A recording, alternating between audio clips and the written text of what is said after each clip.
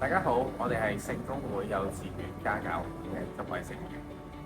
今日咧想同大家分享下咧呢個返學嘅時候，我哋咧幫小朋友咧要檢查體温啦，同埋有冇手足口同埋清潔雙手嘅一啲步驟嘅。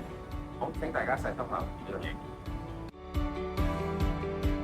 早晨，早晨，早晨，hello，女女，嚟度下體温先。OK， 正常體温，好。小朋友嘅手可以打開雙手，係啦，拜拜。好，而家幫你睇埋個口口下，係啦，擘大個口啊！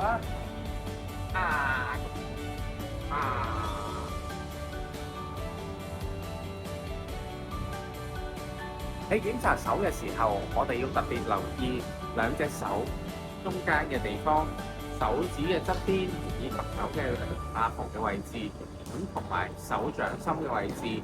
另外我哋亦都要留意手腕，睇下會唔會有啲紅色嘅疹嘅情況。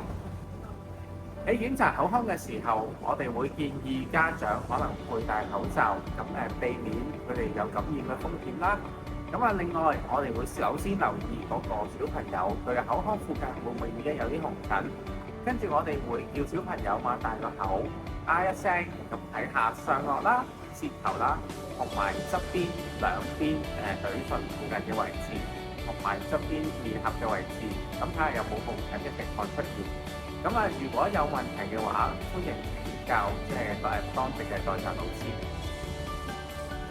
最後請大家喺檢查完小朋友之後，記得清潔雙手，一係就洗手，一係就用手消毒液搓手。多謝。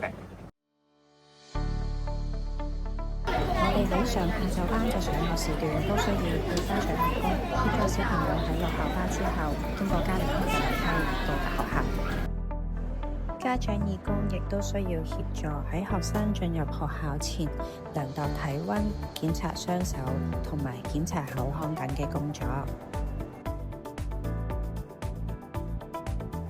負責樓梯安全嘅義工，請確保家長同埋學生有秩序咁由樓梯進入校園。負責交通安全嘅義工，請協助管理車輛上落客時嘅情況，避免阻塞交通，保持道路暢通。